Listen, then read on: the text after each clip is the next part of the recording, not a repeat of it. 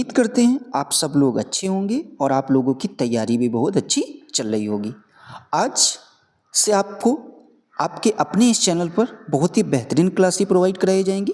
आप लोगों को आज से पॉकेट जीके बुक का फुल सॉल्यूशन आपको हमारे इस चैनल पर प्रोवाइड कराया जाएगा। आज आप लोगों के लिए भूगोल की पहली क्लास होने वाली है, जिसमें हम आप लोगों के साथ सौर मंडल के बारे में डिस्कस करने वाले हैं। आज की क्लास अगर आपने अंत तक देख ली तो आज से आपका सौर मंडल से संबंधित कोई भी क्वेश्चन गलत नहीं होगा। बस आप लोगों से एक रिक्वेस्ट यही है कि अगर आप उस बुक का फुल सॉल्यूशन या सारी क्लासें चाहते हैं तो ज़रूर आप लोग इस वीडियो को ज़्यादा से ज़्यादा लोगों में शेयर ज़रूर कर देना। बस आप लोगों से यही एक रिक्वेस्ट है हमारी। तो चलिए सबसे पहले हम लोग आज की क्लास में डिस्कस करते हैं सौर मंडल के बारे में।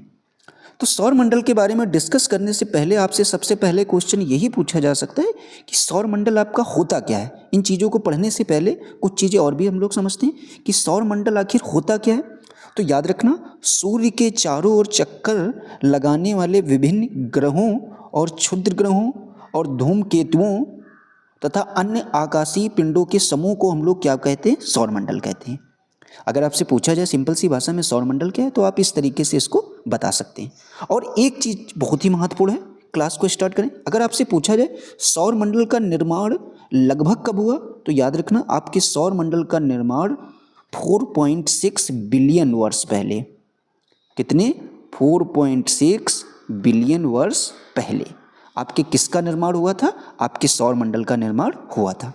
तो चलिए अब हम लोग चीज़ों को डिस्कस करते हैं। और एक चीज़ आपको बताते हैं, जब आपका सौर मंडल का टॉपिक पूरी तरीके से समाप्त हो जाएगा, आप लोग जानते हैं इसमें बहुत सारी चीज़ें, पृथ्वी है, ग्रह हैं कई प्रकार के, ठीक है, सूर्य है, तो सब सारी चीज़ें समाप्त हो जाएंगी। तो इनसे संबंधित आप लोगों के लिए 200 महत्वपूर्ण क्वेश्चन भी कराएंगे, ताकि आपका कोई भी क्वेश्चन सौर मंडल से संबंधित गलत ही ना हो।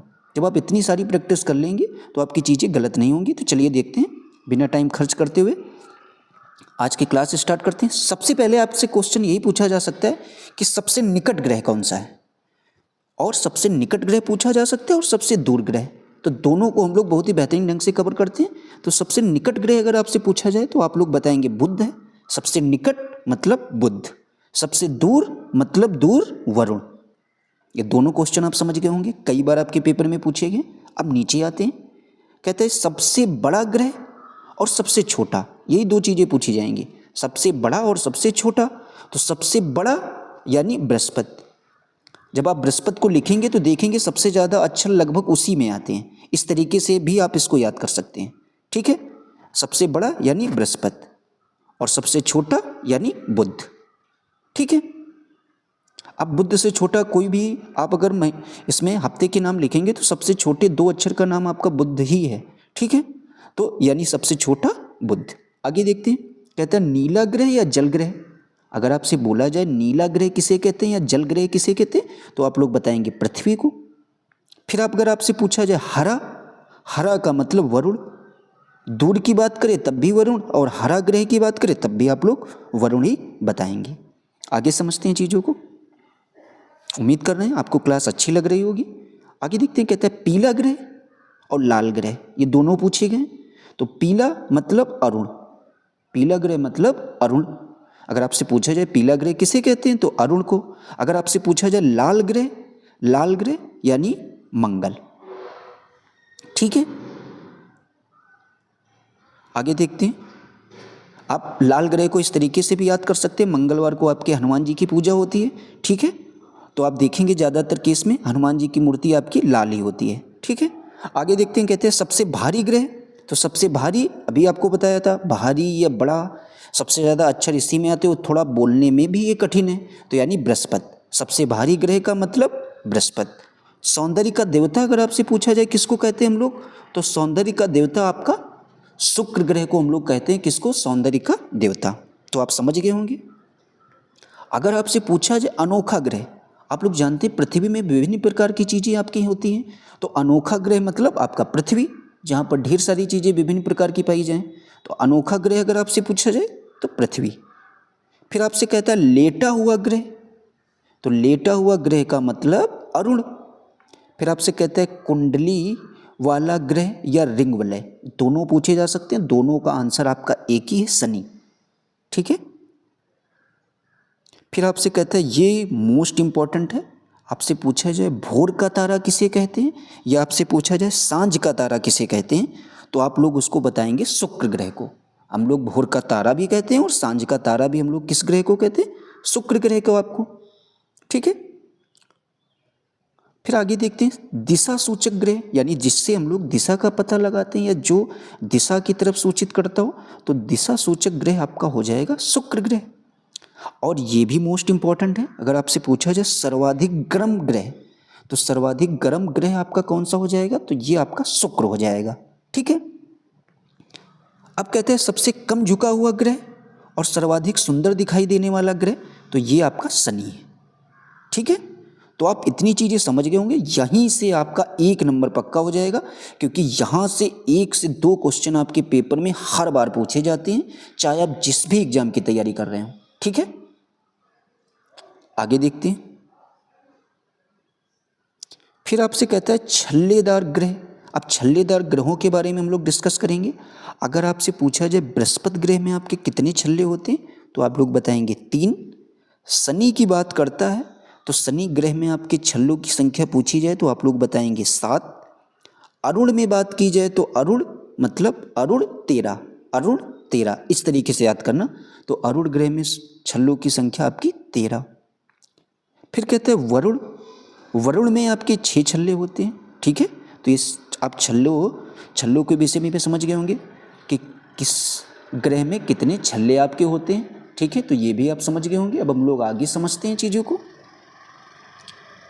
अब हम लोग डिस्कस करने वाले प्लेनेमस।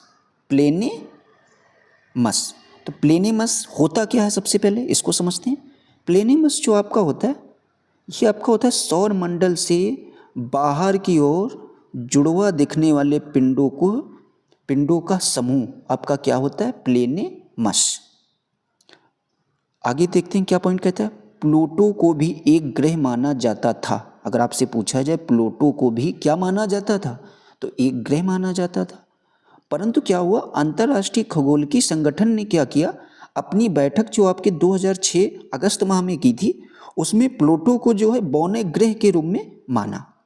पहले वो ग्रह माना जाता था, लेकिन आपकी जो एक बैठक हुई अगस्त 2006 में, उसमें जो उसको बौने ग्रह के रूप में माना गया, या अंग्रेजी में डॉर्फ प्लैनेट भी हम लोग कहते हैं इसको। आगे देखते हैं, खगोलीय पिंड से संबंधित चीज़ों के बारे में डिस्कस करते हैं। अपनी कोशिश तो पूरी कर रहे हैं कि आपको चीज़ें बहुत ही बेहतरीन ढंग से समझाएं, ताकि आपको एक बार चीज़ों समझने के बाद दोबारा समझनी ना हो। ठीक है, फिर भी अगर कोई कमी रहती है तो ज़रूर आप लोग बताना हमको। तो आगे देखते हैं खगोलीय पिंड के विषय में। तो खगोलीय पिंड के विषय में हम लोग देखते हैं, कहता है ब्रह्मांड में प्राकृतिक रूप से पाई जाने वाली सभी वस्तुओं को जिनका निर्माण मनुष्य ने नहीं किया है, ये बात बहुत इंपॉर्टेंट है। जिनका निर्माण आपके मनुष्य ने नहीं किया, यानी मानव ने जिन चीज़ों का निर्माण नहीं किया है, उसी को हम लोग खगोलीय पिंड कहते हैं। आप समझ गए होंगे सिंपल सी भाषा में, जिन चीज़ों का निर्माण हम लोग नहीं करते हैं उसको हम लोग खगोलीय पिंड कहते हैं। जैसे इसमें आप क्या आ जाएंगे, तारे, ग्रह, उपग्रह, उल्कापिंड आदि क्या हो जाएंगे, ये आपके खगोलीय पिंड हैं। ठीक है, इनका निर्माण हम लोगों ने नहीं किया है। आगे देखते हैं, कहता है कि खगोल शास्त्री। तो खगोल शास्त्री में क्या है, खगोल शास्त्री के विषय में भी अच्छे से समझते हैं। खगोलीय पिंड आप समझ चुके होंगे, अब खगोल शास्त्री के बारे में पढ़ते हैं। कहता है कि खगोलीय पिंडों एवं उनकी गति, क्या कहता है, खगोलीय पिंडों एवं उनकी गति के संबंध में अध्ययन करने वाले को खगोल शास्त्री कहते हैं। समझ में आ गई बात आपकी, यानी जो खगोलीय पिंडों और उनकी गति के संबंध में जो अध्ययन करने वाले होते हैं उनको हम लोग खगोल शास्त्री कहते हैं। अब आगे हम लोग आर्यभट्ट से संबंधित चीज़ों के बारे में समझते हैं। तो आर्यभट्ट का मतलब है ये प्राचीन भारत के प्रसिद्ध खगोल शास्त्री थे। क्या थे, अगर आपसे पूछा जाए आर्यभट्ट कौन थे, तो याद रखना ये आपके प्राचीन भारत के प्रसिद्ध खगोल शास्त्री थे। ठीक है, तो ये पॉइंट भी आप समझ गए होंगे। अब आगे देखते हैं आर्यभट्ट के बारे में क्या कहा गया। आर्यभट्ट ने कहा था कि सभी ग्रह तथा चंद्रमा परावर्तित सूर्य के प्रकाश के कारण चमकते हैं। अगर आपसे पूछा जाए जो आपके ग्रह हैं सभी, ये जो आपका चंद्रमा है, ये किस कारण अगर आपसे पूछा जाए चमकते हैं, तो याद रखना ये परावर्तित सूर्य के प्रकाश के कारण चमकते हैं। ठीक है, ये लाइन बहुत ही महत्वपूर्ण है। जो भी आपके ग्रह हैं, चंद्रमा, ये किस कारण चमकते हैं आपके पेपर में पूछा जा सकता है। तो याद रखना, परावर्तित सूर्य के प्रकाश के कारण चमकते हैं। आगे देखते हैं, तारा। तारे से संबंधित हम लोग पढ़ते हैं, क्या कहते हैं तारे के विषय में। कहते हैं जिनके पास अपनी उष्मा तथा प्रकाश होती है। तारे का मतलब जिनके पास अपनी उष्मा तथा प्रकाश होती है, ऐसे खगोलीय पिंडों को हम लोग तारा कहते हैं। आप समझिए, तारा चमकता है तो यानी उसके पास प्रकाश तो होगा ही, और उसके पास खुद की अपनी उष्मा भी होती है। तो ऐसे खगोलीय पिंडों को हम लोग तारा कहते हैं। आगे देखते हैं क्या कहता है। ये आपके गैसों से निर्मित होते हैं। अगर आपसे पूछा जाए तारा किससे निर्मित होते हैं, तो ये आपके गैसों से निर्मित होते हैं। ठीक है, तो ये भी बात आप तारे के विषय में भी अच्छे से समझ चुके होंगे। अब आगे नोट करके एक पॉइंट दे रखा है, अगर आपसे पूछा जाए सूर्य क्या है, तो आपका जो सूर्य है ये आपका एक तारा है। ठीक है, अब देखिए जो आपकी अगली कक्षा होगी, जो आपकी नेक्स्ट कल या परसों में जो भी आपकी क्लास होगी, तो उसमें हम आपके साथ सूर्य के विषय में संबंधित सारी चीज़ें डिस्कस करेंगे। अगर आपको हमने सूर्य के बारे में जितना कुछ हमने पढ़ा दिया, यानी समझ लीजिए जैसे आप किसी भी सब्जेक्ट में पीएचडी नहीं करते, इसी तरीके से सूर्य से संबंधित आपकी अपने आप में पीएचडी हो जाएगी, क्योंकि उससे बाहर क्वेश्चन आपको कोई भी नहीं मिलेगा, चाहे आप आईएएस की तैयारी करो या पीसीएस की। क्योंकि सूर्य के विषय में हम कोई भी जानकारी ऐसी नहीं रखेंगे जो आपको, जो भी आपकी आने वाली क्लास है उसमें हम आपको कराए ना। ठीक है, तो आज की क्लास आपको उम्मीद करते हैं समझ में आई होगी। अब आपका सौरमंडल से कोई भी क्वेश्चन गलत नहीं होगा, ये आपको तब पता चलेगा जब हम सौरमंडल से संबंधित आप लोगों के लिए क्वेश्चन लेकर आएंगे। तब आप देखेंगे कि आपको सारे क्वेश्चन हमारी इसी क्लास से मिल रहे हैं।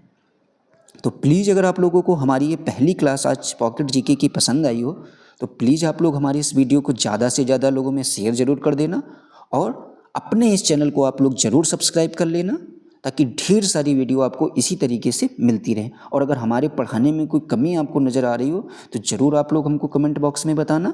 और हमारे इस वीडियो को देखने के लिए आप लोगों का बहुत बहुत धन्यवाद। मिलते हैं किसी नेक्स्ट वीडियो में, जब तक के लिए